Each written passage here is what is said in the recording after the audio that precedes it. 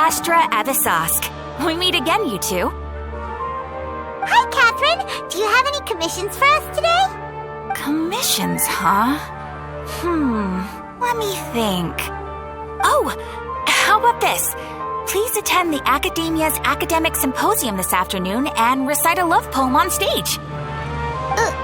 Wait, say what now? And if possible, please also use your camera to capture the reaction of the audience upon finishing the poem. Huh? What kind of commission is that? I see. It appears that you're not interested in this commission. In that case, please go to Port Armos and convince the Eremites there to spend some time volunteering at the local orphanage. Hey, that's not any better. I'm sure the mercenaries will have some interesting reactions as well. Paimon's gotta ask, just who exactly has been submitting these commissions to the Adventurers Guild? Oh, the commissioner? Well, actually, I just wanted to see the two of you in action. Was it so obvious? I was hoping you would actually take one of those commissions. That kind of chance to observe humans doesn't come by often. Ah, so it's Nahida. Paimon just knew Catherine wouldn't crack those kinds of jokes. When did you get into her head? From when she said, Ad Astra Abyssosque. So it's been you this whole time? Are you done resting up, Nahida? Yes. I've been sleeping ever since we parted ways, and I even had a really, really long dream. It was another dream about the Sub-Zero's festival, except it was a happy one. In my dream, I was sitting in the middle of a flower terrace, and everyone in Sumeru City was holding hands as they danced in circles around me. I also got to sit on a gigantic flower carriage. Ferris, the Knight of Flowers, raised me really, really high above the ground, and I was throwing an endless amount of Yalda candies at the children. You know, Nahida, maybe your dream is how the Sub-Zero's festival really should be. It's meant to be a joyous time where everyone gets together to celebrate your birthday. Huh? Wasn't I describing a really happy dream? Why are you both looking at me like that? Wait, could this be an example of the emotion known as pity? No, we aren't pitying you. That would only make everything worse. We just don't want you to feel too sad. By the way, have you had a chance to visit Dunyarzad? How's she doing? The Homiyanis haven't allowed any visitors after the festival, so we haven't been able to check on her. Yes, I paid her a visit right after I woke up. She was resting at the time. Her condition is stabilized.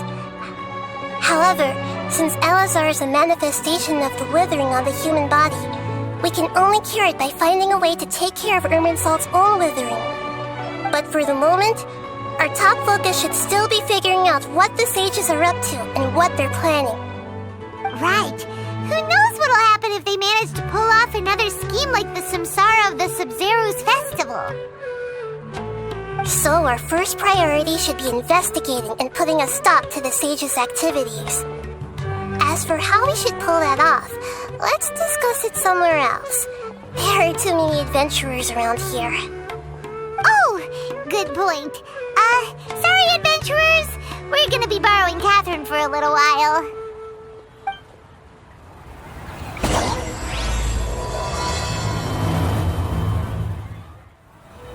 Let's continue our chat here. Okay, so do you have any ideas on how we can investigate the sages, Nahida? Actually, I've already done a little bit of work on that. But for now, I want to hear your thoughts.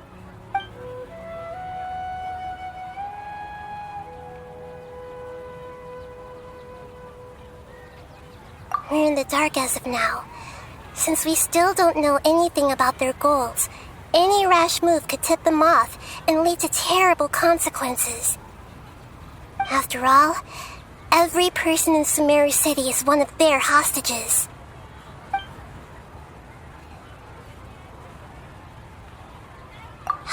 already tried that, but all the key members of the academia, even the core of 30 guards, intentionally avoid wearing their Akasha terminals. It seems that from the very beginning, they've been guarding against info leaks from the Akasha.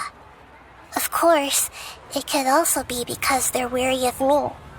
Have you already caught the sage's attention?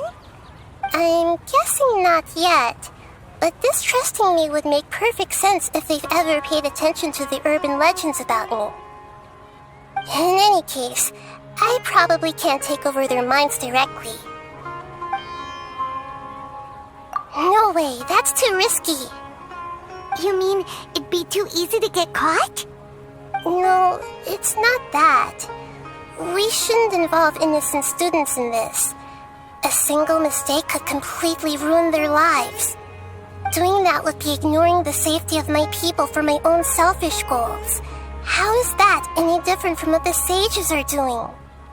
That's a good point. Spoken like the god of Sumeru. Are we really out of ideas? Nahida, you're super smart, so you already have something in mind, right? Don't keep us in suspense. Spill the beans already. According to a popular theory from the Vahumana Darshan of the academia, rejecting impractical motions at the beginning of a planning session will give more weight to the actual proposal. Okay, but aren't you the god of wisdom? You don't have to use that kind of gimmick to make us take your ideas seriously. Well, I've been thinking that if I can't directly possess the leaders, and if I can't get ordinary people involved, then I should find someone who's already involved, but hasn't decided to side with the sages. You're saying we should recruit a spy? That does sound like it could work. Oh, before coming back, we met someone named Al-Haytham. He seems like he acts alone, and he likes doing stuff behind the academia's back. They probably aren't in cahoots. Actually, I already have someone in mind. Do you still remember that female scholar named Sataria? Sataria? Paimon remembers now. Isn't she the one who's always trailing behind the grand sage of the academia? We ran into her basically every time the Sub-Zero's festival repeated itself. You could even say we're old enemies by now. Paimon still remembers the smug and mean way she always spoke to Nilu. I've always liked observing all kinds of people, and Sataria has always stood out from the crowd. She was born in the desert and was hailed as their greatest genius. Her academic gifts allowed her special admission into the academia, and also gave her the opportunity to serve as the sage's assistant. Oh, Paimon didn't know she was from the desert. She must be pretty special then. Paimon feels like most of the desert dwellers around the city are working as mercenaries. The name Sataria means star. When she lived in the desert, she shone like the brightest star in the night sky. Later on, she was chosen by the sun. The star was given a place in the daytime sky to complement the sun's dazzling light. Soon after, the star witnessed the sun scorching the earth, which brought forth many disasters. The star began to waver. Instead of staying beside such a sun, wouldn't it be better to return and light up part of the night sky? But in the end, she couldn't give up the radiance of daytime. To cope with her shame, the star buried her guilt and closed her eyes. From the sound of it, Sataria's just hung up on the research opportunities here. But she doesn't really support the academia. She still feels guilty about not doing more for the desert, right? She's just running away from her problems. Indeed. When they are presented with complex moral issues, many people will simply plug their ears and go with the flow until the problem can't be fixed anymore. She's suppressing a lot of guilt, but before she realized it, she had already become the sage's accomplice. She can't deny her part in their schemes anymore. Right. We must somehow make her face her problems again. That way, not only can we get useful intel from her, but she can also use it as an opportunity to redeem herself. From my past observations, Sataria will take a day off from the academia every 10 days to do some shopping in the city. Tomorrow afternoon just happens to be a shopping day for her. That'll be our chance. To prepare, let's go check out some of her favorite spots and have a quick chat with a few of the vendors there. This should be Sataria's favorite fortune-telling spot. So should we ask the fortune teller about Sataria? No, I already have enough information on Sataria. The most important thing now is for you to pay attention to the vendor's talking style and key characteristics.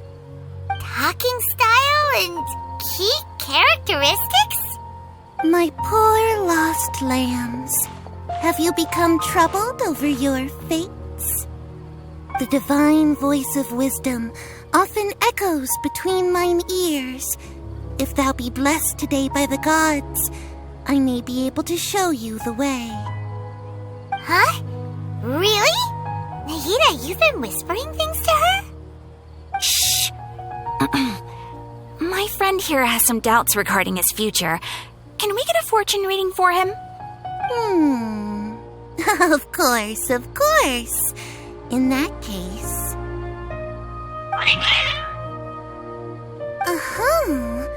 It would seem that Harut and Marut are quite wary of you. Perhaps, at some time in the past, you have somehow offended the gods.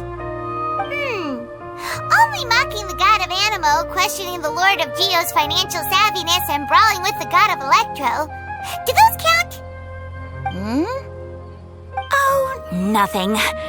Go on, pick an aspect for her to divine.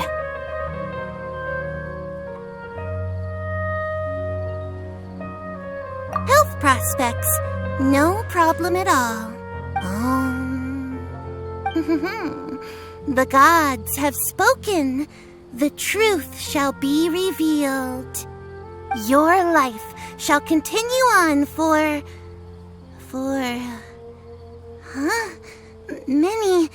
many tens of thousands of years. Impossible. Harut, Marut, did you two spoil my divination? I've never read a fortune so absurd. Actually, Paimon thinks this is probably the most accurate fortune-telling you've ever done. I admit that the orientation of today's celestial matrix is, suboptimal. As such, there will be no charge. Is that so?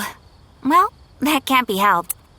If you were to bring some food offerings for Harut and Marut on your next visit, perhaps they could help you reverse the wheels of fate. I've never seen Harut and Marut be so wary of anyone.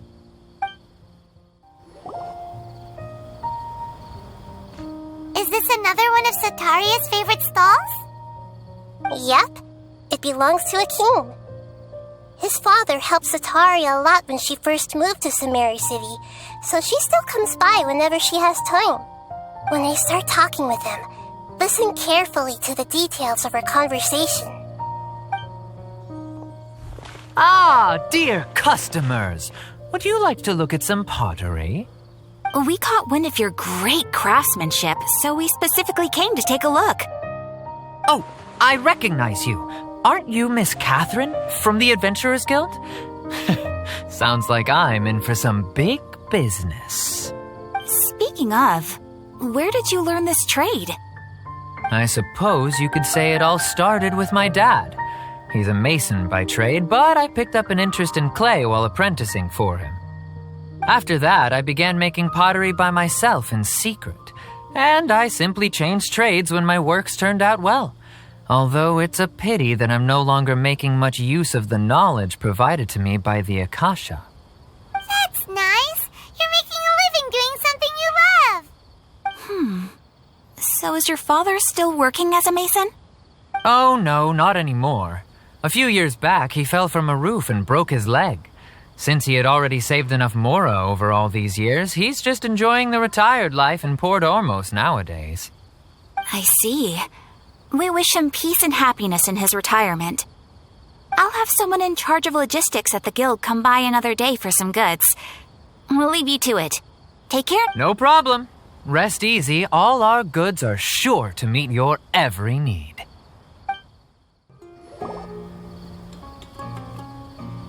This should be our final stop. Cetaria's always thinking of this restaurant when she's working at the academia, so she always comes by whenever she's out in the city. Nahida, you've really thought of everything! It's my duty to protect Sumeru's citizens, after all. Hi there. I feel like I've seen you down by the docks before. Huh?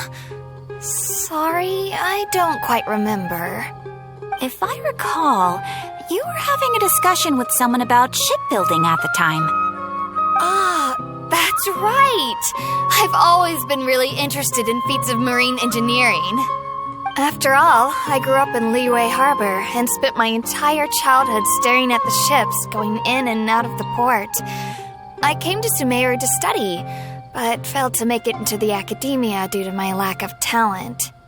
But I'm still discussing all kinds of problems with different scholars, and I'm continuing to study and perform research from the restaurant's basement. I'm sure I'll get into the academia after their next round of exams. What an admirable spirit for learning. Amazing. Sure, but you'll find hardworking people wherever you go. So this restaurant has a basement as well? Huh. First I've heard of it. That's right.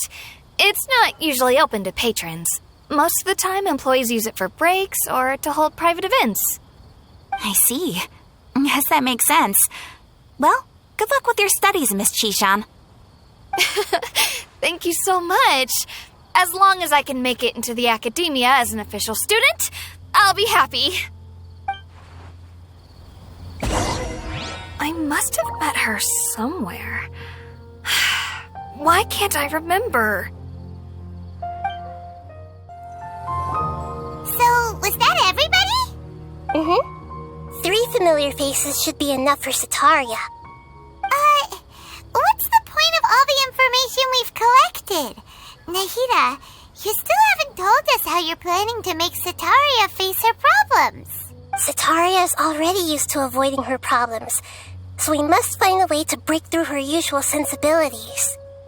I remember that you mentioned that the Eremites in Port Ormos are all making a fuss about the upcoming resurrection of the Scarlet King.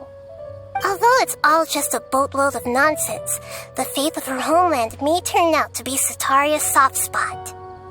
Oh, Paimon gets it now! You want to take advantage of the guilt Cetaria feels about her homeland. Although she knows she should return home to help the people of the desert, all she's done is conspire with the sages.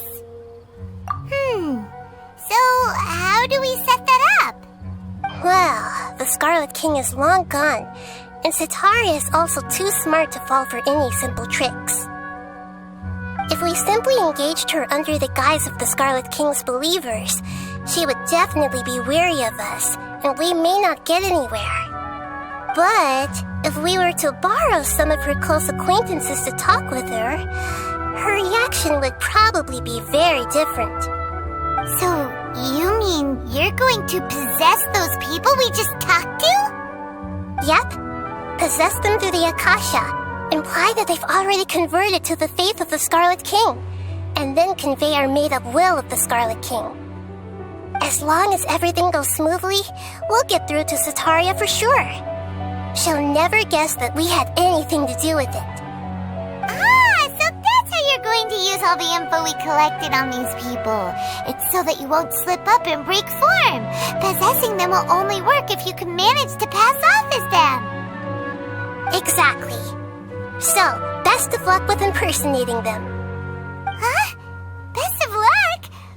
But we don't know how to possess anyone. That's no problem at all. I'll just share all their senses with you once I've possessed them. As long as you're also wearing an Akasha terminal, the effect will basically be as if you've possessed them yourself. That is pretty convenient. But why does he have to do this? Can't you do it yourself? Although I've been observing humans for a while, I've never been good at imitating them. You're not wrong. It's always been painfully obvious whenever you try to pass as Catherine. If it was at all possible, I would have preferred to leave these people alone. But seeing how things are now, I probably should just accept it and push on. Yeah, don't beat yourself up over it. We're only doing this to help everyone, and we'll only be borrowing them for a little while anyway. Alright, then let's give it a go tomorrow afternoon.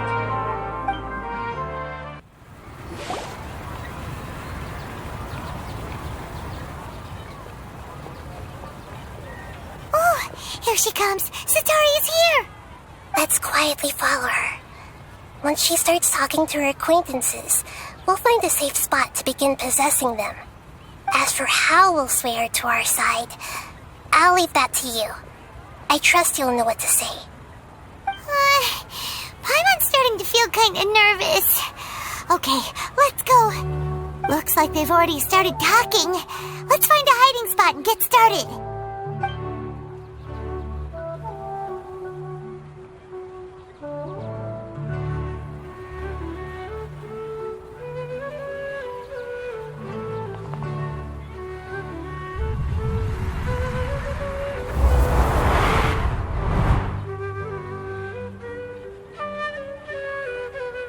That's right. You really can't force anything when it comes to love.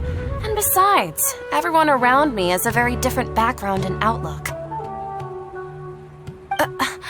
Are you still listening to me, Nabia? Oh, of course I'm listening. You were talking about troubles with your love life, right? I heard everything you said. Okay then. You just seemed a little distracted for a moment there. Strange. Your cats seem pretty worked up. Is something wrong? I always thought they were quiet, happy kitties. Oh, what are their names again? Are you sure? Those aren't ringing a bell for some reason. Well, actually they have many names. Which names I use depends on my mood.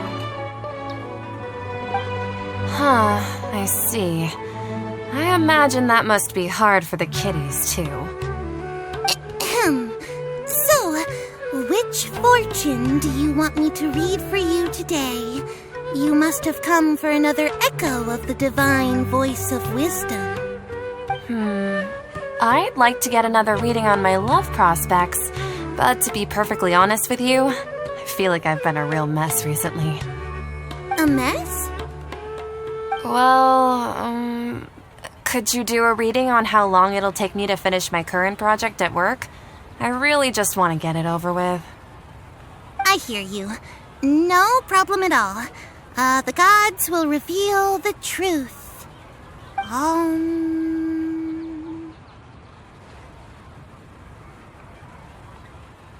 The gods are asking, Sataria, why haven't you gone home? Why haven't I gone home? Do the gods really know everything I've been thinking about? Sataria, why don't you just go home? It's a demand now instead of a question. The gods seem to be truly upset. I'm sorry. I know I failed the gods. Please pass on my most sincere apologies and ask for their divine forgiveness. And if I may ask, Nabia, is there a specific god who's speaking to you right now?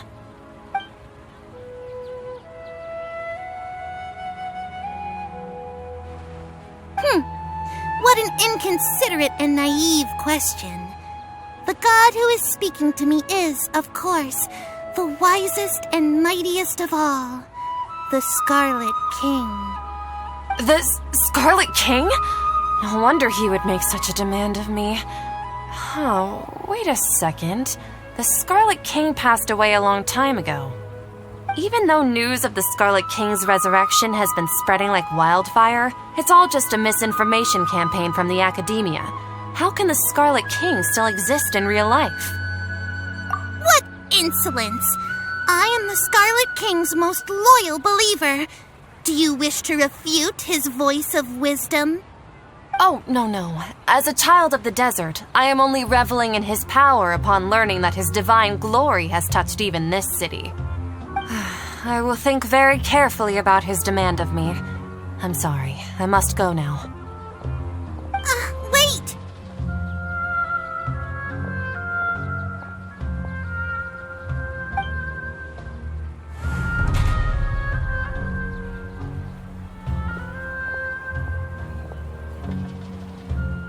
Oh, she just ran off in a hurry. She looked pretty upset, too. Well done. Sitaria didn't seem to suspect anything amiss. To have something she's been trying desperately to avoid show up out of nowhere and berate her, that must have shaken her to the core. Aw, Nahida, it seems like you understand human emotions really well after all. All I know are some abstract Harvard-taught theories. And in any case, my time with you has shown a lot of them to be utterly useless. I'm still trying to make sense of everything. Anyway, enough of that. Let's hurry and catch up to Sitaria. She's out of games now, right on cue. Let's get ready to possess him right away.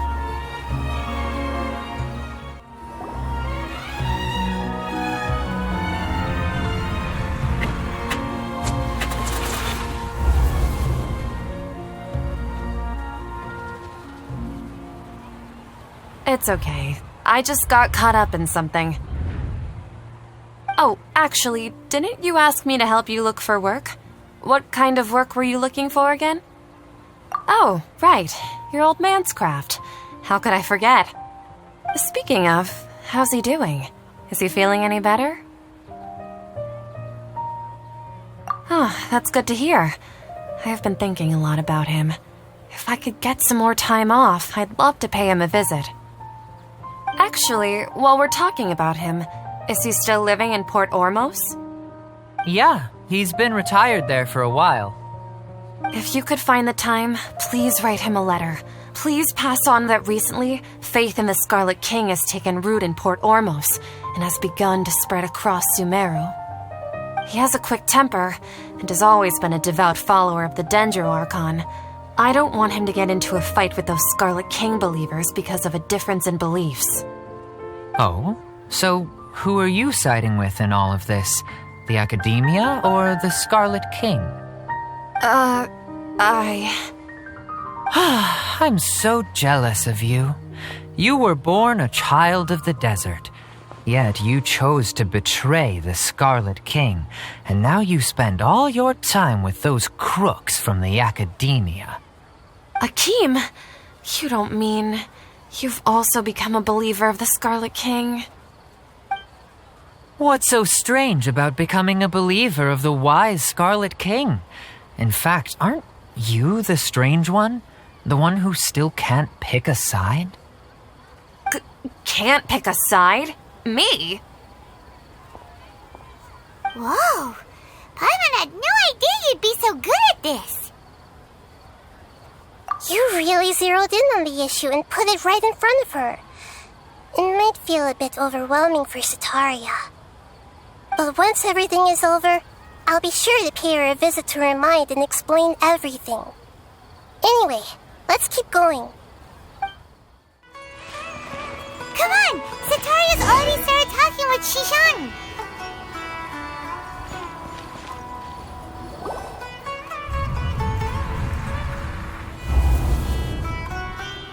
So, Shishan, have you noticed anything weird in the city lately?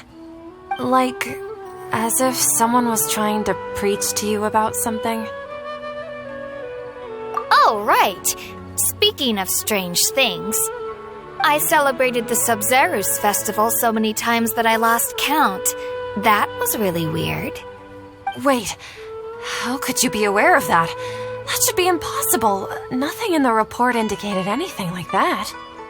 Are you still failing to realize that the Academia's lowly tricks could never deceive all of Sumeru's citizens? Shishan, don't tell me that you've converted to the Scarlet King as well! What an absurd question. You make it sound like I should be ashamed for becoming a believer of the Scarlet King. In reality, shouldn't you be the one who is ashamed? You, who worked side by side with the academia and treated people as nothing more than experimental subjects. Please, please stop! Even now, Sataria's still trying to run from her problems. She can no longer justify everything to herself. Hey, she's trying to talk to the guards! What should we do? This is the most important part of all. Quick, get ready. Mercenary, you're a member of the Corps of 30, correct? Please help me pass a message to the Matcha right away. The situation in the city is getting out of control. Please, try to remain calm, miss. Tell me what's happening in the city. Heretics are infiltrating the city, and they've already converted many residents to their side. Heretics? What kind of heresy are you talking about? The Scarlet King! Many people I know have suddenly started believing in him, but he's long dead. It's impossible. Miss Sataria, nothing is impossible. You know my name? The Scarlet King is immortal, and all who defy him will one day pay the price. You must face the truth, Sataria. You tread a treacherous path, and the longer you ignore it, the tighter the academia's grasp on you will become, and the deeper you will be ensnared. Child of the Scarlet King, never forget that the desert that belongs to you lies elsewhere. What's so strange about becoming a believer of the wise Scarlet King? In fact, aren't you the strange one? The one who still can't pick a side? What an absurd question. You make it sound like I should be ashamed for becoming a believer of the Scarlet King. Sataria, why haven't you gone home?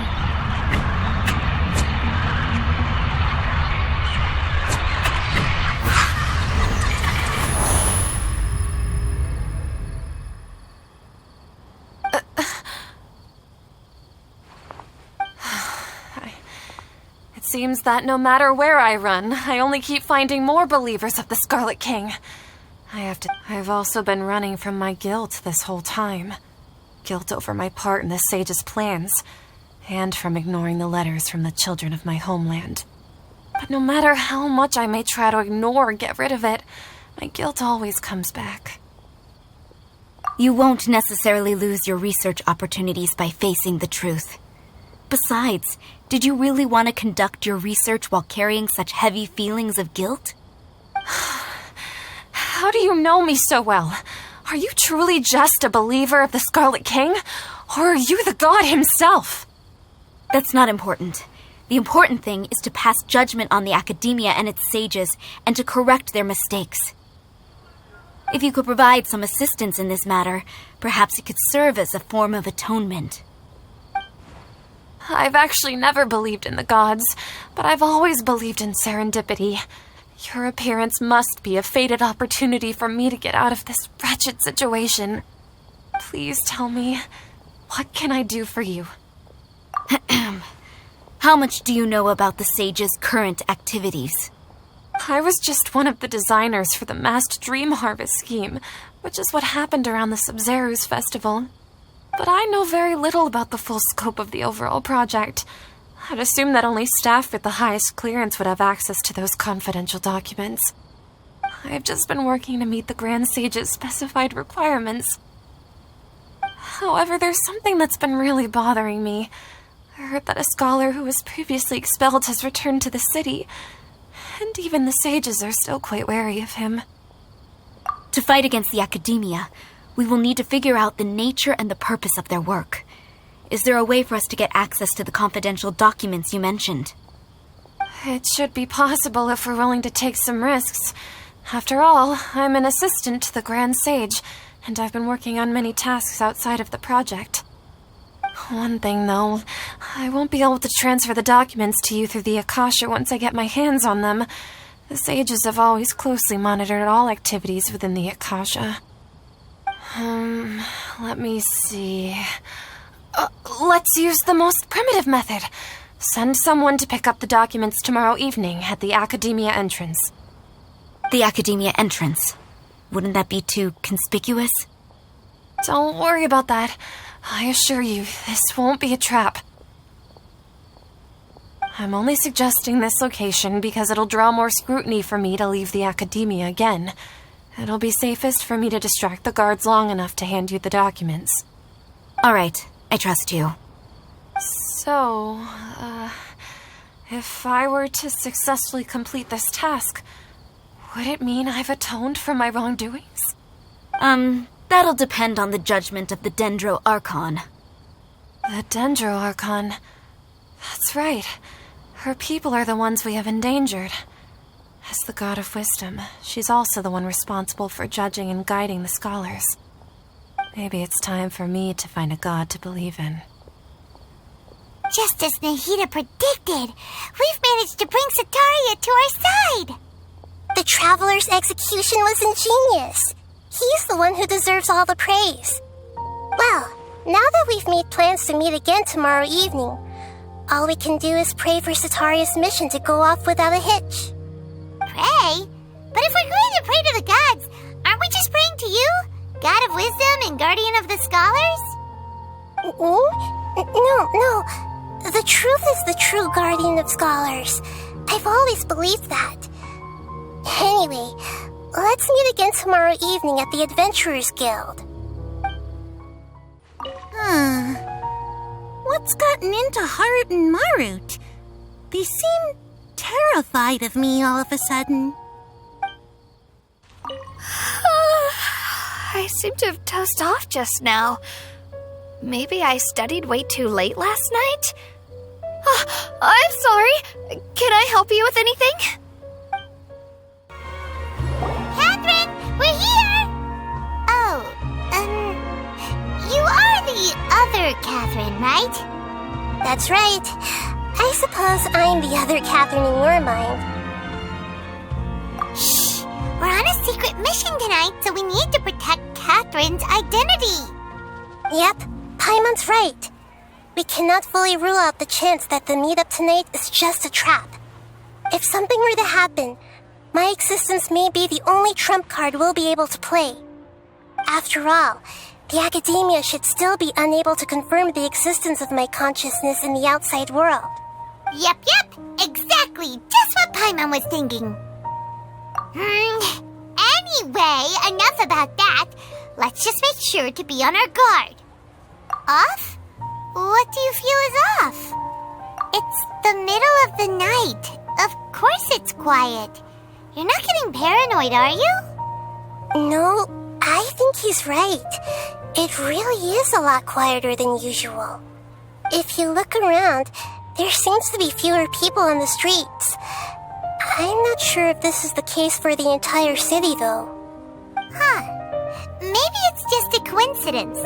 Maybe Sataria figured out a way to not only distract the guards, but also to get everyone to go to sleep early, just so we can exchange the documents in peace.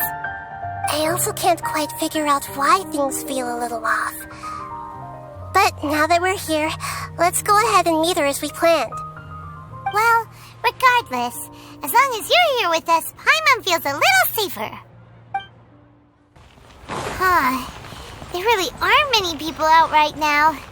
Let's hope it'll be this quiet in front of the Academia, and that Sataria managed to distract all the guards.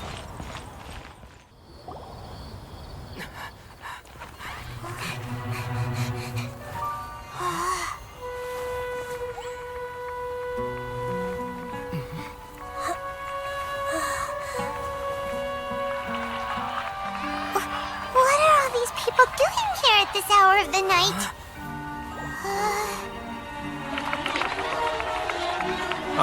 The triumphant hero returns at last. And to a rather spectacular welcome, even if I do say so myself. You're the outcast, expelled from the Academia. Indeed I am. Although these days they tend to call me the Doctor.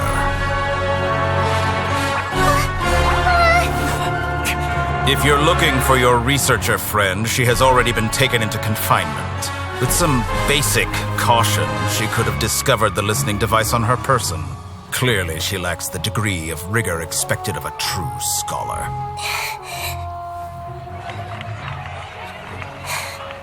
The people of Sumeru City. What have you done to them? I simply made some minor adjustments to their Akasha terminals. Now they can deposit information directly into the subconscious. As you can see, all these lovely people now believe this traveler is a hero who has just saved the world. My experiment is a success. And now it seems they can no longer hold back their sheer adoration. No, what should we do? These are all just regular people. Leave now. You need to get out of here. But that guy's a Fatui Harbinger. We can't just leave you here. Nor can I abandon the people of Sumeru.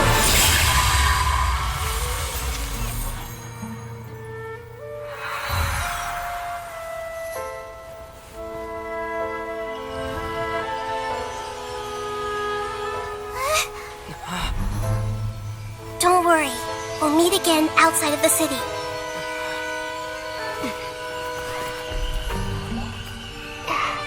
I see. You appear to have overridden their mental faculties with your own consciousness. To possess such a powerful mind, you must be the god of wisdom.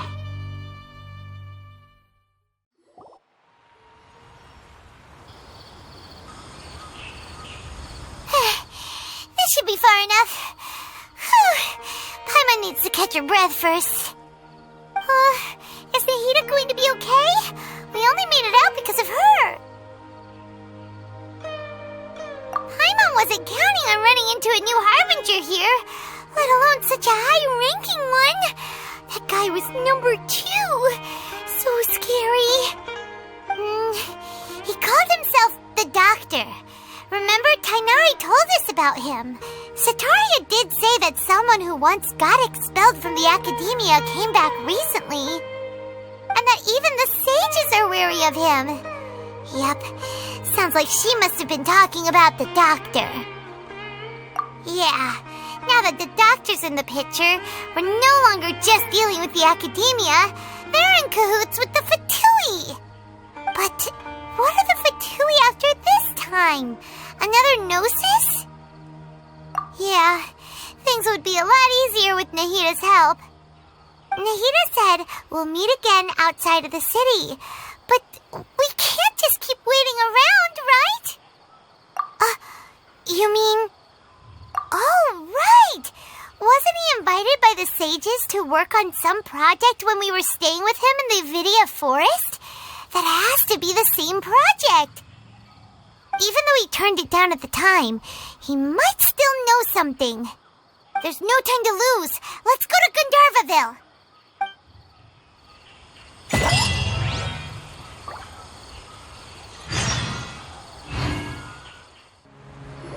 Hold it right there. A blonde-haired traveler and a floating fairy. We've got you, all right. Take a look around. You've fallen right into our trap. Are you mercenaries from the Corps of 30? Did you come here to arrest us? Corps of 30? We're nothing like those government lapdogs who don't even get scraps for their work. We are an elite brigade that commands the highest commission rate in all of Sumeru. We're here on the orders of a client known only as the Outcast. The Outcast? An outcast from the academia? But why wouldn't the Doctor just send the Fatui after us? Still wasting time on idle chit-chat. We'll shut you up soon enough. Get them! You're up, traveler! Following orders. Born of ice and frost. Rest and rebuild! Blaze over. Billowing surge!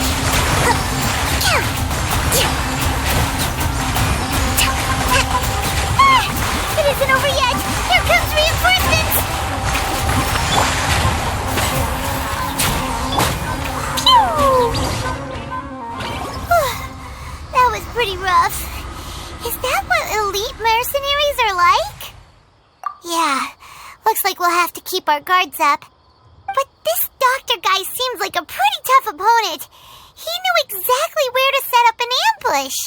Did he predict that we would try to find Tighnari? Going up against smart people is tough. Anyway, let's keep going. Oh, it's the Traveler and Paimon. What are you two doing back here? Kale, it's nice to see you again. Are you doing all right? To be honest, I'm not doing too well. My Elazar has been progressing at a faster rate lately. I'm finding it harder to complete more intricate tasks. As a result, Master Tighnari is taking me off the patrol schedule. He will only allow me to stay here and coordinate other people's tasks. Oh, Kale. Speaking of Tighnari, did he go off on patrol? We're here to talk to him. Oh, Master Tighnari? He just left the Avidia Forest a little while ago. He was headed to Party's DI. He left? But isn't Tighnari always saying that he never wants to leave the Avidia Forest? He even turned down the Sage's invitation. I thought it was weird too. Master Tighnari always prioritizes his work as a forest watcher above everything. He almost never leaves his post. He left in a hurry this time, though. No, I only found out that he left through a message he left behind. He also made sure to delegate all his tasks using a schedule. To leave in such a hurry? I guess he had something urgent to take care of. Master Tighnari originally studied in the Amorta Darshan of the Academia, and Partis DI is something like the Amorta's research base. Many rare shrubs and grasses have been planted there for research. I know that before he became a forest watcher, Master Tighnari once spent a long time conducting research at Partis DI. A research base, huh? Gotta wonder what kind of research Tighnari just decided to work on all of a sudden. Oh, we don't have a lot of time, so let's go look for him at Party's DI. Don't worry. I'm fine. I'm used to living with Elazar by now. If you run into Master Tighnari, please send him my regards. Got it. Will do. See you later, Kale. I had already made up my mind, to be honest with you, so I didn't try to hide my current condition. Don't worry about me. I'll be fine. Wait! Look who it is! Thank goodness you're okay. We were so worried about you. Hey! This was supposed to be a touching reunion, but you're ruining the moment! Actually, it's very smart of the Traveler to be wary of me right now. After all, the Doctor has shown that his technology can apparently even control human minds. Plus, it's not like you could have known what happened after we split up and I was facing the Doctor by myself. Even a pool of stagnant water after a torrential storm can occasionally pass as a patch of sky. Paimon feels like only the real Nahida could come up with such an obscure analogy. Huh? But I wasn't trying to win your trust or anything. All I wanted was to clarify my point. Well, we understand that point now. Please, Nahida, tell us more about what happened. Are those poor people all right? When you left, I was still in the middle of restoring everyone's minds. Thankfully, when the Doctor mentioned depositing information into the subconscious, he didn't mean engraving information into their minds. Instead, he did something closer to creating hallucinations. That was still within my power to fix. Luckily, I managed to finish my restorations and mind jump away from him just as he was about to capture me. Whew. What a relief. The Doctor sure pulled out some hidden cards, but good thing we had Nahida with us. I wouldn't be relieved just yet. I gave away my true identity when I restored everyone's minds, which means we've lost another one of our trump cards. Also, the Doctor is already an expert at modifying Akasha terminals.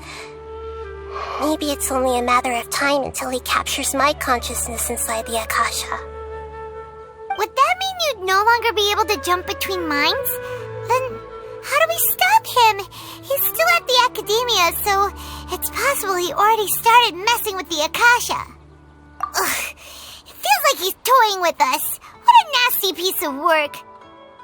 Plus, the doctor's combat ability alone is apparently enough to make him worthy of being number 2 of the Fatui. We shouldn't give up hope just yet. Let's try to find another way to attack this problem. Actually, Nahida, how did you know we were trying to get to Party's DI? Have you been waiting for us? Yes, I have. I can see the traveler's elemental energy, so I deduced your destination by looking at the direction you were moving in. You didn't come here for sightseeing, right? Did you find any leads? We're looking for a scholar we know. His name is Tainari, and the sages once tried to reach out to him. Why don't you come inside with us and see what we can find? Okay, let's just hope we won't get him into trouble.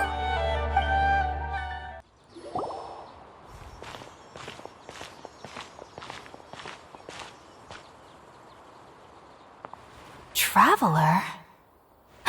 It is you! The voice! It's Hypatia! Ah, what a pleasant surprise! It's so nice to see the two of you again. Who's this? She's a scholar we met in the Avidia Forest. When we last saw each other, she was still training in the... what's it called? Satyavada life? Oh, I see. That's right, we're old friends. You've come at just the right time. Ever since I've come here, hardly anyone has even talked to me. Hypatia, you're way too excited about this. Actually, for you to leave the Avidia Forest means... you're not in training anymore? Wait, no.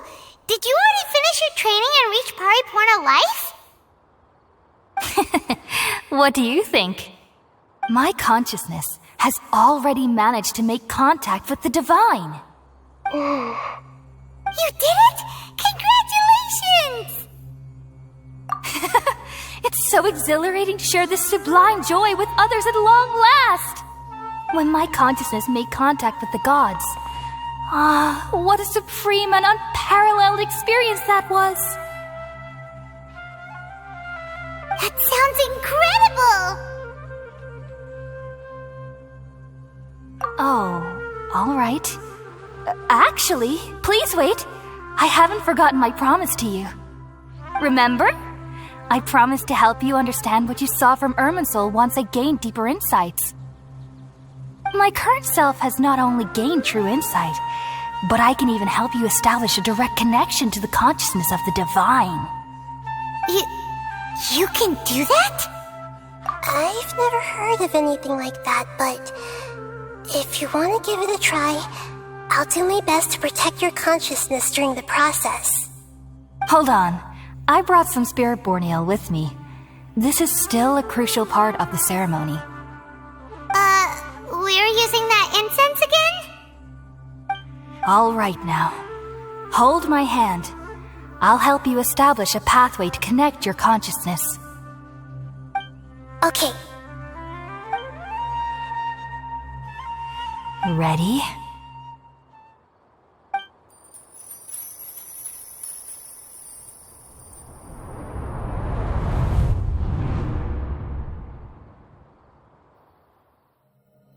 It took 3 betrayals for me to finally understand. The world is just an elaborate tapestry of lies. My fury will never be quelled. The first to betray me was a god. My creator. My mother. Valuing strength above all, she saw no worth in me and I was discarded. The second was a human. My family. My friend. Consumed by fear, he saw me as an abomination. The third was one exactly like me. A hope for the future. A fledgling barely out of the nest. Powerless before his mortality, He broke his promise to me. Humans, they can't be trusted. And the gods fill me with pure loathing. So I said good riddance. I denounced the world and laughed in its face. My chest will never again be defiled by worldly filth. I will scrub away every last trace of human emotion. Then it will be empty, a blank slate, and ready to receive a supreme gnosis, brimming with pure divinity.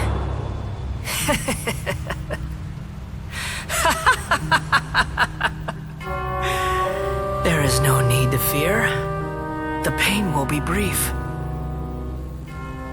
Your era is coming to an end.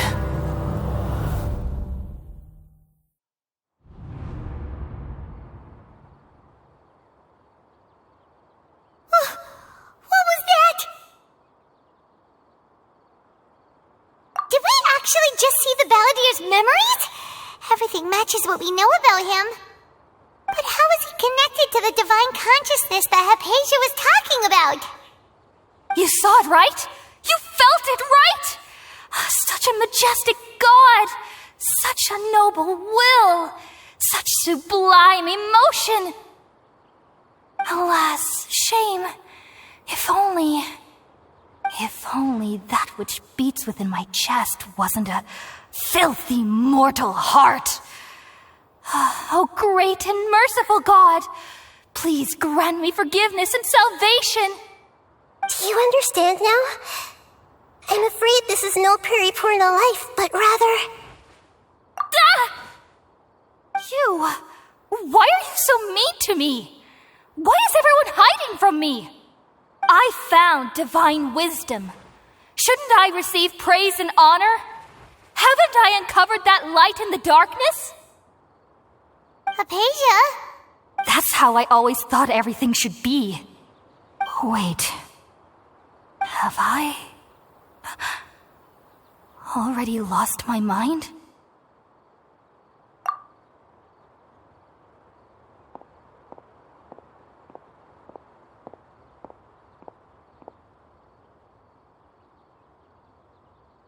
Wait, something isn't right.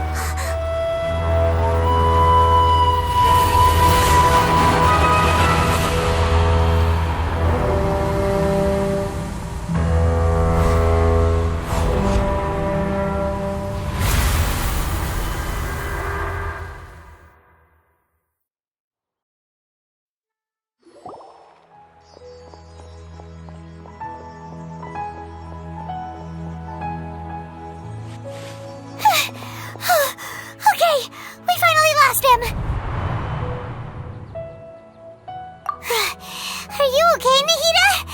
Wait, no. Something feels different. You're back! Oh, the Traveler's back? Nahida was controlling your body for a while. It seemed like she jumped over to you as an emergency measure right before the Catherine puppet was destroyed. After that, Kainari heard the commotion and came over. He helped us defeat the mercenaries and then he ran with us all the way here. What? You swapped places? You mean your consciousness also went into Nahida's body? Wait, then where is Nahida's consciousness? Where is she now? I never imagined that an individual's consciousness could be transferred around like this. Had I not seen it with my own eyes, I would have never believed it. I don't think this can be achieved with current human technology. Also, while we were running, the consciousness in your body told me to pass on a message. She said, "The doctor has found a way to trap my consciousness, so I can't journey with you anymore. But even in a moonless night, a shower of starlight can still drown out illusions and lies." Oh no! Nahida's trapped in the sanctuary of Sumeru for good this time. Was that message all she left for us? It's pretty vague.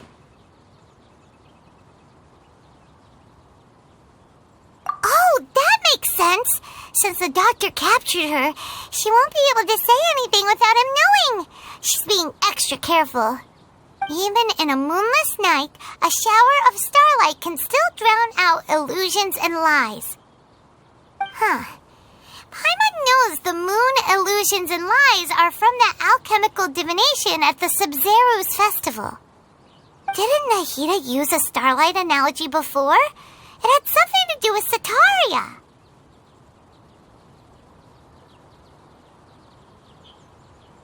Oh, that makes a lot of sense. Huh. Do you think Nahida was telling us to go find help in the desert? But she isn't with us anymore. Think we'll be okay? Paimon, you said Sanctuary of Sumeru. Does this mean that this Nahida you're talking about, the consciousness who was occupying the traveler's body, is the Dendro Archon? Your guess is correct, but the situation's a bit complicated, so it's really hard for us to explain right now. That's all right. A scholar's curiosity doesn't need to be appeased right away. As for the complicated nature of the situation, safe to say I have witnessed that for myself. I've spent some time with you, and it looks like the Dendro Archon's also on your side, so I trust you. Thank you, Tainari. Oh, actually, we came here to ask you a question. What do you know about the project that the sages have been working on? Ah, that. While I was indeed invited to join that project, the sages were always secretive about its scope and goals, so I eventually declined. All I know is that that project has something to do with the restoration of Irminsul. Huh? Did you see something when you were in Nahida's body? What? Do you have any evidence?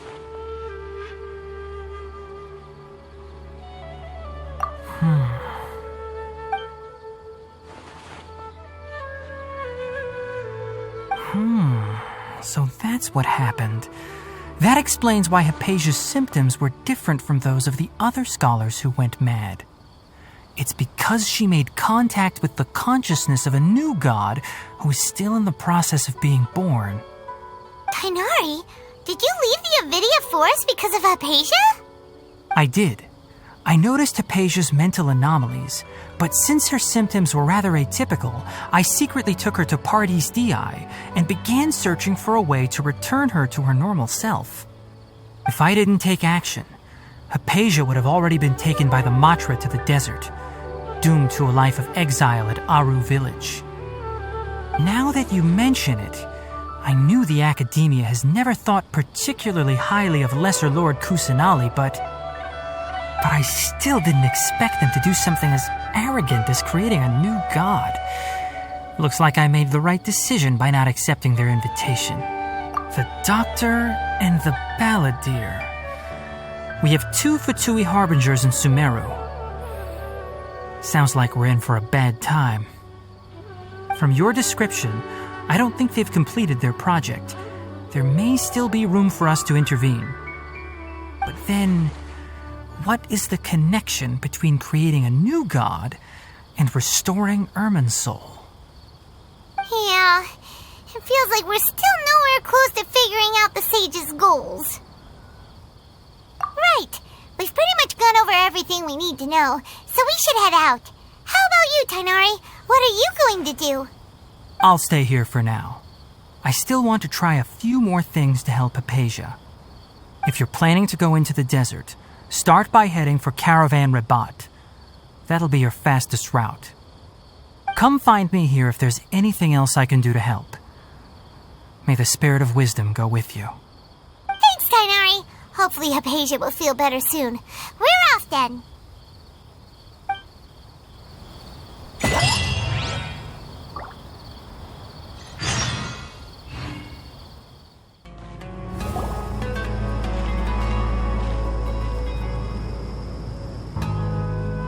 We finally made it to Caravan Rabat. It's pretty lively here. So, just past this wall is the desert, huh? Oh, wow. Paimon remembers hearing people call this the Wall of Samiel. It's made to block sandstorms from the outside. Oh, if it's this tall, it's gotta be the divine work of Greater Lord Rukkhadevata, right?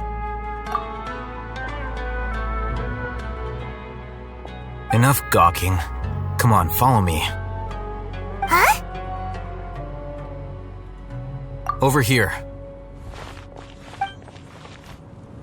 Oh, Ethan went that way! Let's hurry up and follow him. Wonder what he's up to.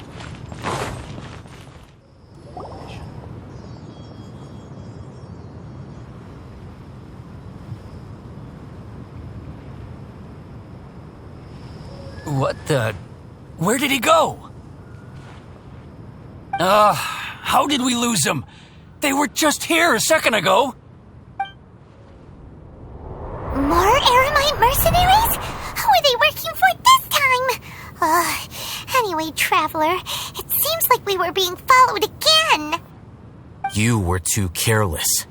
You should have noticed those hopeless amateurs trailing you a long time ago. There's no need to thank me. I've never cared to keep track of personal favors. All I did was correct a mistake I happened to come across. It's a habit I developed at the academia. You really gave Paimon a scare, Alhaitham. We never thought we'd run into you here. Last time we met at Port Ormos, didn't you say you were going back to the academia? Wait, don't tell Paimon that you're here to take us back on their orders. Oh, so you've already landed yourselves on the academia's hit list. I can't say that I didn't expect it. However, had I wished to turn you over to the academia, don't you think you'd already be the Eremites' honored guests by now? Oh, right. You do have a point.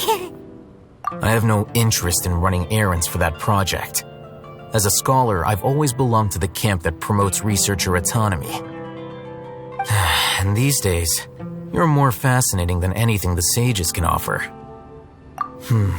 Not quite. To tell you the truth, I'm still investigating the divine knowledge capsule. Unfortunately, I've run into some difficulties. Everyone says the capsule originated in the desert and was eventually moved to Port Ormos. If I am to get to the bottom of this, I must understand how the capsule first came to be. Which brings me back to you and why you're so interesting. The leader of Ain al-Ahmar used the divine knowledge capsule right in front of you, and upon seeing him, your expression became perplexed, and you were lost in thought for quite some time. To have that kind of reaction, I think you must have realized something. Are you interested at all in sharing what you've been hiding from me? Alhaitham, you really have a ridiculous eye for detail. What kind of person even notices or remembers stuff like that? So that's your answer. Well, I do work for the academia after all. So considering that, it is indeed wise to keep your cards close to your chest. But that does prove you do have some undisclosed information about the divine knowledge capsule. Am I right? No matter. Rather than simply learning the answers from you, I'd still prefer to investigate on my own. Speaking of, you two are also headed to the desert? That's right! We have the same plan as you! But we don't really have any concrete goals at the moment. Then I'd suggest starting with Aru Village. It's the largest settlement in the desert, so it'll probably have more resources and intel than anywhere else. Well, would you like to head there together? It's only travel with someone you know. Let's go!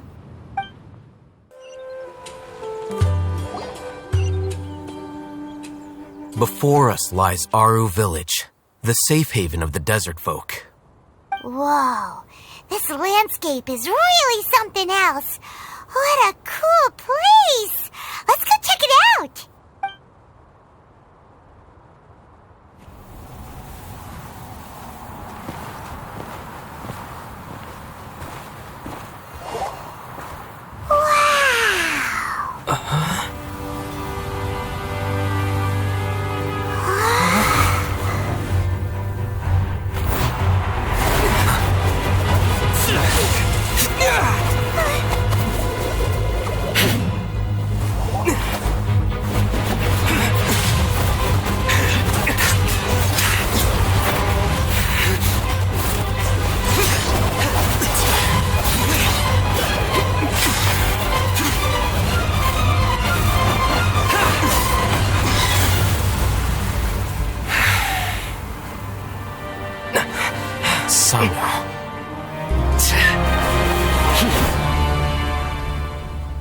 Unless my memory fails me, we have barely spoken 2 words to each other before now at the Academia.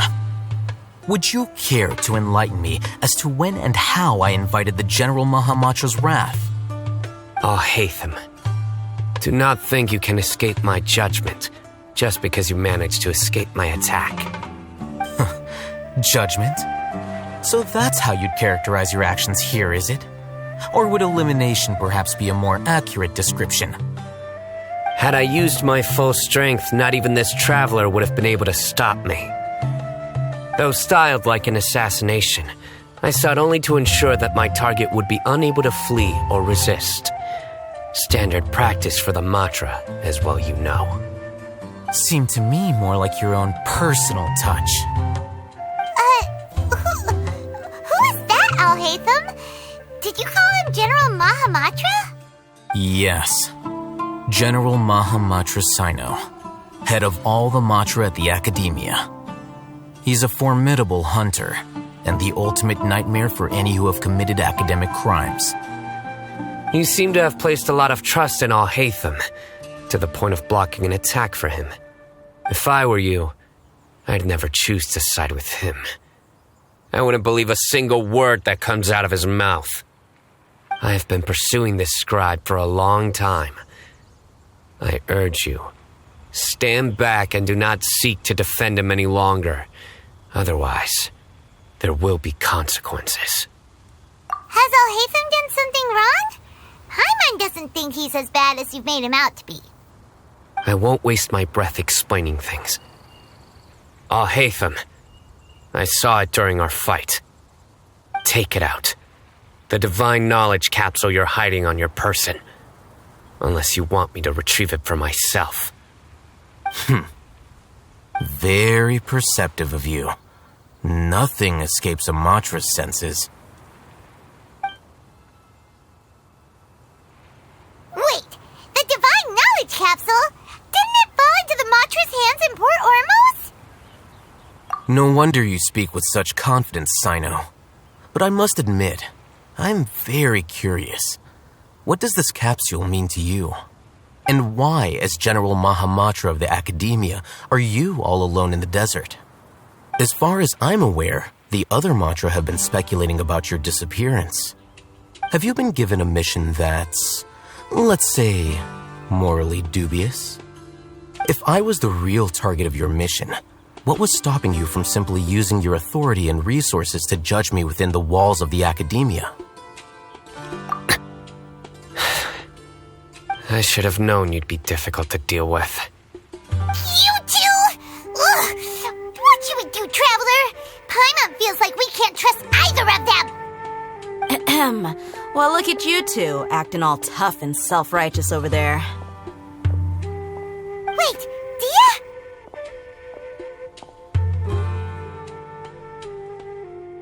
Great! Finally, someone that we can trust! You gotta help us out here, otherwise these two are gonna start fighting again! Yeah, sure looks that way. 2 giants from the Academia duking it out once and for all. Not something you get to see every day, that's for sure. Listen, I know you academic types love to fill up your big brains with self-righteous morality and lord your empty rules and virtues over each other. But how dare you bring your petty disputes into the safe haven of Aru Village? It seems like someone's gonna have to beat some sense into your thick skulls until you finally learn to respect these grounds.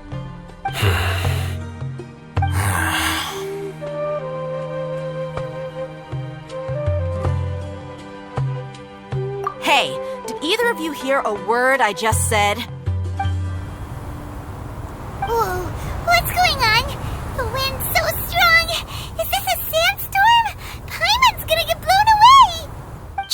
Another sandstorm? What's up with these recently? Hey! All of you, over here, quickly! We have to take cover! Someone's calling for us! Oh, this wind is too strong! Let's get over there! That sounded like Candace. Come on, you two. Jeez, are all of you academia folks such hard work? Move it! All right, stop yelling.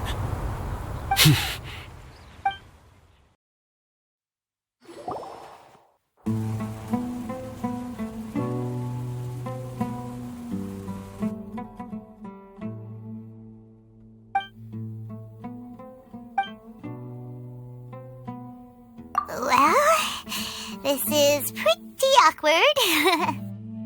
Hey, wanna play sardines with 3 people who wanna tear each other limb from limb? Sure, why not? Sounds fun. The air is so thick and heavy. Paimon can hardly keep floating anymore.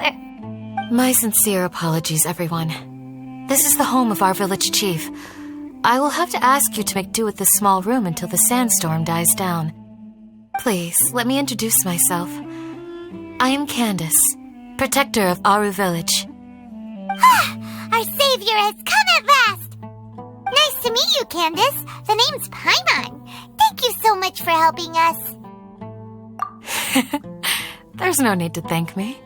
It's only right to help each other when the weather gets rough. Wow, she's so gentle and caring, like a nice older sister. Unlike those guys over there. All right. Now that we're all better acquainted, we should return to the topic at hand. As a guardian charged with the responsibility to protect my fellow villagers from harm, I was observing your conflict from afar, even before the sandstorm started. And now that you have set foot within our village itself, it is all the more my responsibility to make absolutely sure that you pose no threat whatsoever to us. So please, have an honest and sincere conversation with one another and put your hostile feelings to rest.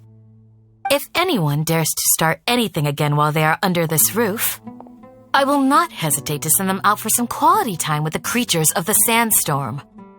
Oh, on second thought, Paimon may have misjudged Candace's character.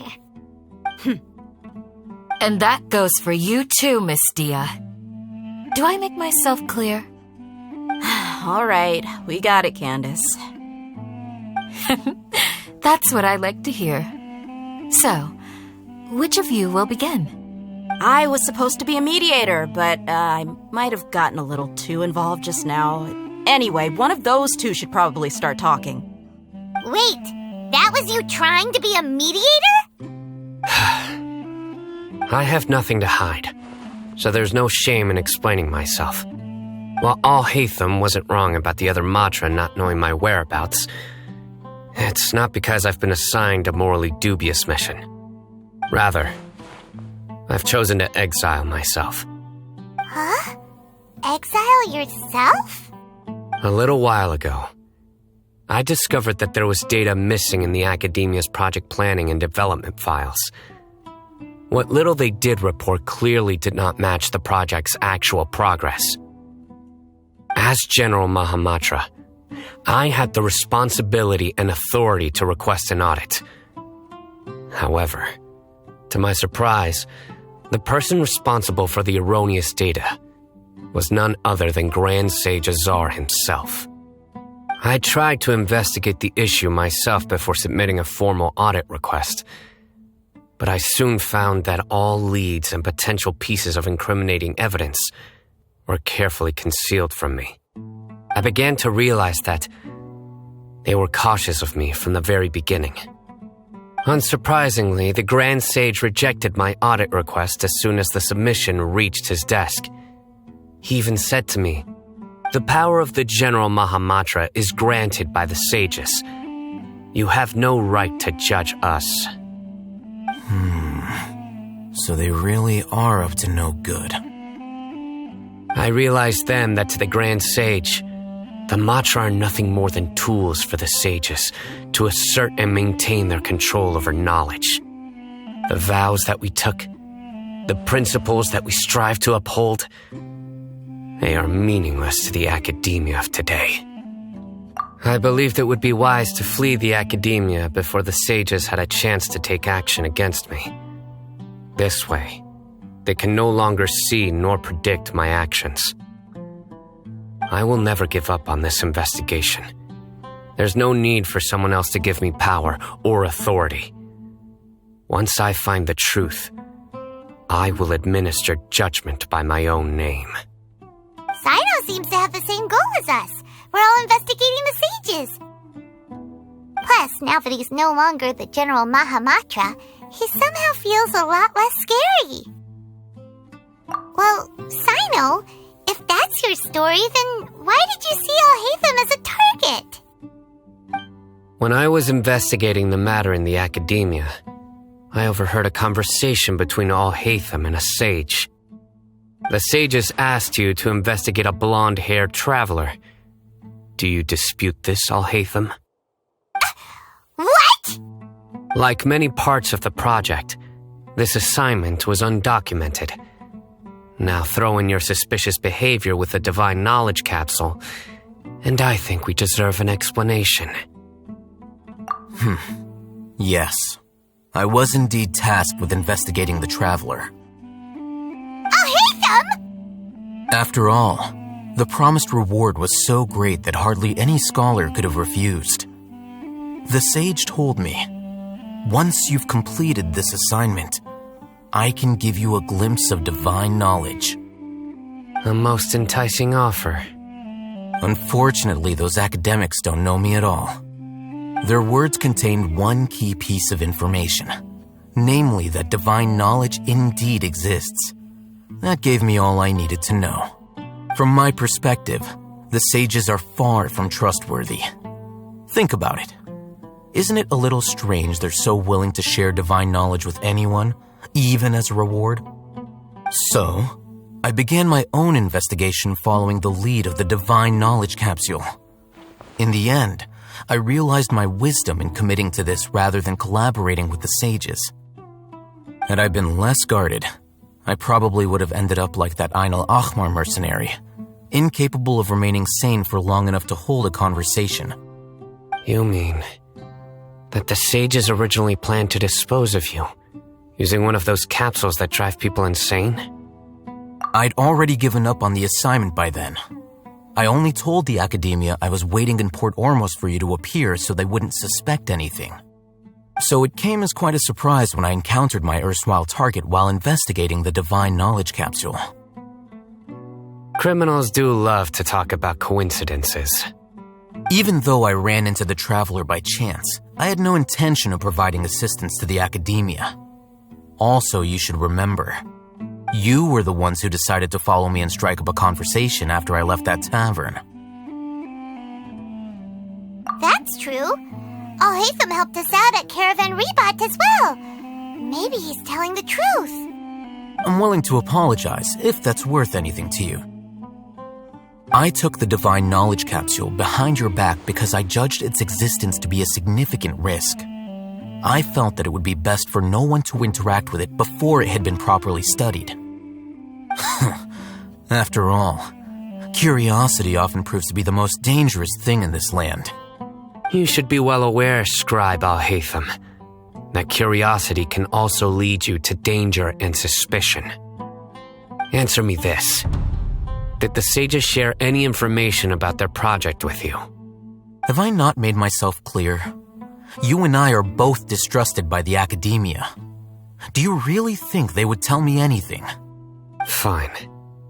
Although you haven't completely proven your innocence, I won't regard you as an enemy, for now. As you wish. Good. I'm glad to see you two clearing up your misunderstandings. And now you, Dia. I believe it's your turn. Oh, sorry. Whatever the boys were talking about must have been so boring that I spaced out. My situation is pretty straightforward. My employer, Dunyarzad of the Homayani family, is friends with the traveler and is currently recovering from her illness at home. I had nothing going on, so I decided to return to Aru village for a visit. I was actually looking forward to a pretty exciting time getting back together with everyone here. But then I saw these two random guys in the middle of a pointless argument. It ticked me off, and things went downhill from there. Is that all? Well, I will admit that definitely sounds like your style. In that case, welcome back, Dia. That's more like it. I missed you all so much, Candace. Whoa! What was that sound? No need to worry. Now that you're no longer at each other's throats, please make yourselves at home. I'll take a quick trip outside to clear out some of those creatures in the sandstorm. Creatures? In the sandstorm? Are you sure you don't want some backup? Fighting in a sandstorm is not for the faint-hearted. Anyone without extensive training in these conditions is at a disadvantage. You needn't worry. Yeah, just leave him to Candace. Don't worry, she's as tough as they come.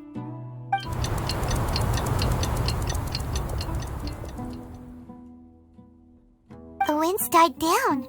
That means the sandstorm's over, right? Candace still isn't back yet, though. Is she alright? Maybe we should go out and check on her. When you put it that way, even I'm starting to feel a little worried. All right, let's go. We've been here long enough, and the boys are as chatty as the floor. Oh, Candace, you're still fighting? You've been out here dealing with these creatures the entire time? Yes. They just keep coming in waves. I've lost count of how many I've defeated. Before I realized it, even the sandstorm had stopped. Here comes another wave! Leave this round to us. I got interrupted earlier, but now I have something to take my anger out on. It's been quite a while since I've seen the Flame Mane in action. I'll leave these to you then. I'll be sure to put on a good show. Let's go!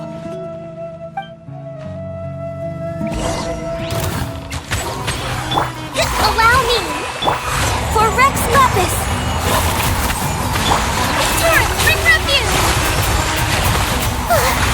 Here comes another wave! When are they ever gonna let up?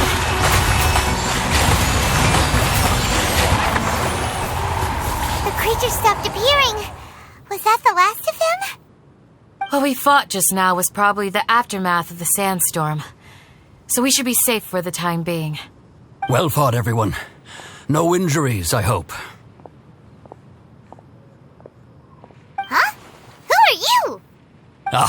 My apologies. I haven't had a chance to greet you yet. I had my hands full taking care of the village's elderly and children. I am the chief of Aru village. Everyone usually calls me Uncle Anpu. Sir, I am also originally from the desert, but I have not been back for some time now. May I ask if such sandstorms are common? I can't say they've always been common, but recently the storms have become increasingly severe and frequent. Besides sandstorms, we also occasionally get earthquakes. According to an investigator who stayed in the village a while ago, these unusual natural phenomena are related to the withering of Irminsul. Another effect of Irminsul's withering. So, Irminsul's withering causes withering zones in the forest, and sandstorms and earthquakes here in the desert? Everything in the natural world is inextricably connected to Irminsul. These regional symptoms can indeed be a reflection of Irminsul's present state. Everyone in Aru village needs to take good care of themselves. Speaking of which, why haven't I seen a single village keeper since I got here? Village keeper? Who are they? Village guards like Candace? Does your curiosity know no bounds? Village Keeper is how Aru Village refers to mad scholars exiled here by the academia. Most of them are scholars who lost their sanity after a period of training in the Avidia forest. The academia believes that their crazed mutterings may have a negative effect on the psyches of other scholars. So, they're forcibly exiled to the desert. Though if you ask me, it's all a boatload of nonsense. Alas, that's exactly what we've been trying to investigate. One by one, the village keepers have been mysteriously disappearing without a trace. But no one in the village has ever seen them leave. If you're planning to stay around the village for the next few days, I'd appreciate it if you could keep an eye out for them. I've had encounters with those people in the past. I'll see what I can do to help. The Matra are the ones responsible for their exile. Now that you're no longer with them, are you trying to alleviate your guilt and atone for your past sins? I'm fascinated by how you think. Mock me if you will, but if you are guilty, I will eliminate you, regardless of my position or identity. Oh, you're the former General Mahamatra. You must be an expert in these kinds of investigations. Thank you for your help. Is it because you're reminded of Hypatia? Oh, these poor scholars. First they lose their sanity, now this! We need to help get them back home, safe and sound. But, is it really a good idea to tag along with Sino? You seem like you really don't trust him. I'll be grateful for the assistance. No doubt you will do a better job than some of my former subordinates. Let's start by finding a spot to share what we know so far.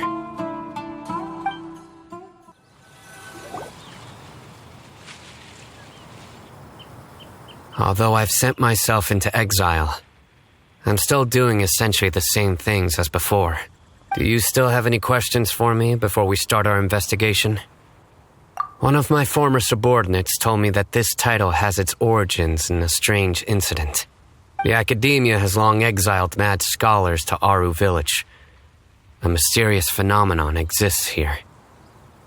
When mad scholars first arrive, they are as incoherent and deranged as before. But after spending some time here, they invariably begin to calm down. Initially, the people of Aru Village greatly resented having to take in the mad scholars. But a strange incident one night changed that. Aru Village was struck by the strongest earthquake in living memory. Seeing buildings on the verge of collapse all around him, the then chief of the village was preparing to take everyone to safety.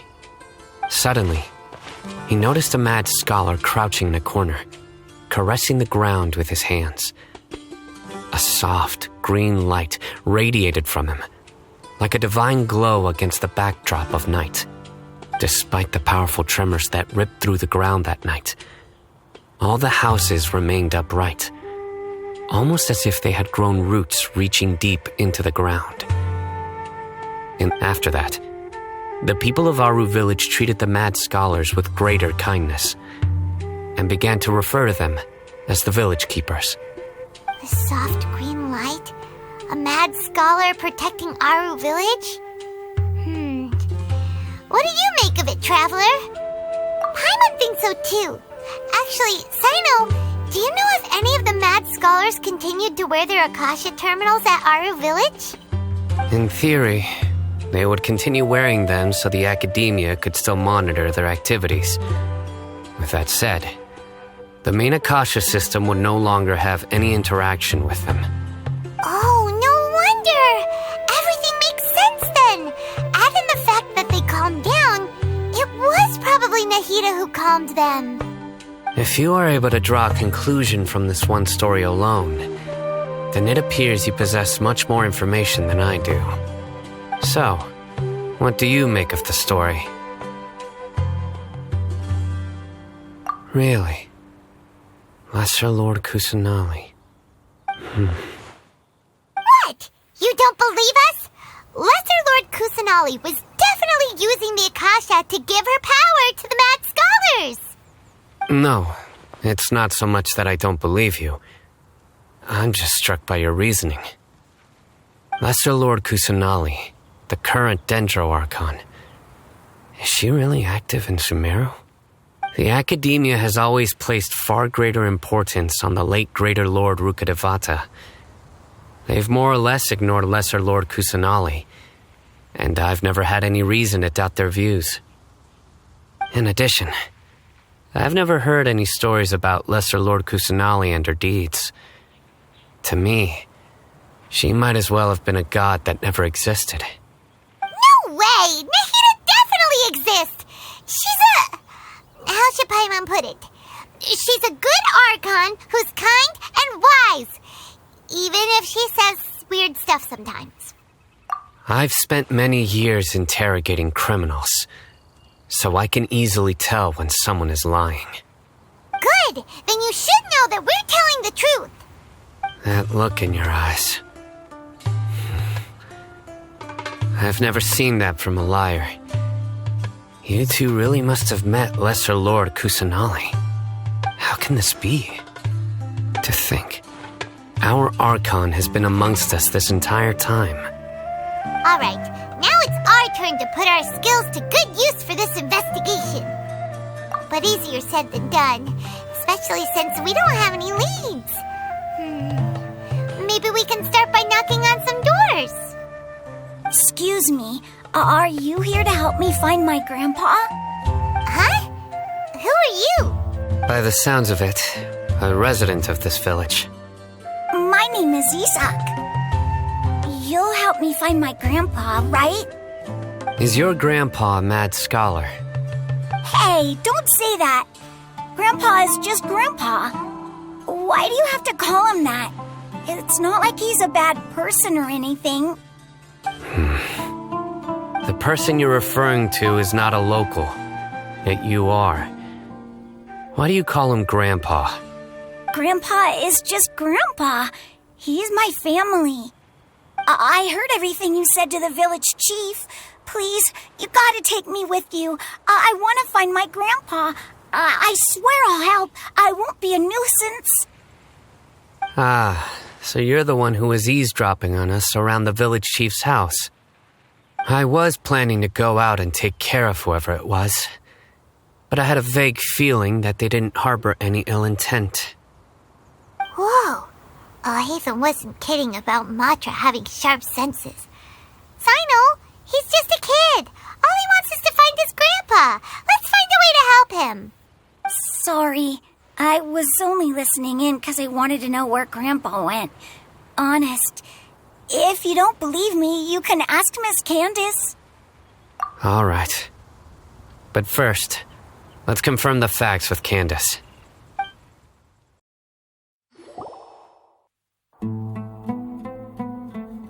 Sino is super vigilant. Is this what all the Matra are like? Ah, you're back already. We just wanted to confirm something with you. Do you know a boy by the name of Isak? I had a feeling he'd go looking for you. Huh? You knew this would happen? Yes. Although he tried his best to stay hidden, I still noticed him eavesdropping outside the window. He really wants to get his grandfather back. Isak's parents were both Aramite mercenaries who rarely returned to the village after finding employment in the city. He was raised by his grandfather. Unfortunately, it was only a few years before his grandpa passed away. Isak was still very young at the time, so various families in the village took turns caring for him so he could survive. Later, an elderly mad scholar arrived at the village. Isak thought the scholar bore a striking resemblance to his grandfather, and thus often spied on the man. However, the scholar was unkempt in appearance and incoherent in speech. Although Isak referred to the man as his grandpa, he was afraid and didn't dare to approach him. One summer night, The oft mumbling and bumbling Grandpa suddenly calmed down and seemed to become more lucid. He even noticed Isak hiding in the distance. So Grandpa walked up to Isak and patted him on the head. He even took Isak to the entrance of the village, where he patiently taught the boy the names of the stars and accompanied Isak until he fell asleep. The next morning, Isak woke up and wanted to go find his grandpa again, only to realize his grandpa no longer recognized him. However, even so, Grandpa retained his calm expression. It's said that those who saw the scholar claimed he no longer appeared to be crazy, but appeared to be living in his own world, almost as if he were sleepwalking. Isak was thrilled that his grandpa was able to find peace and would follow him all the time, asking him things like, "Grandpa, want me to take you somewhere fun?" Or, "Grandpa, could you tell me stories about the stars again?" All this somehow just makes Paimon feel really sad. It seems like they both deserve so much better. Perhaps. Nearly everyone who lives in the desert has some form of hardship or regret. But even so, we must still continue on with our lives. It's also my reason for fighting. I must continue to protect this land.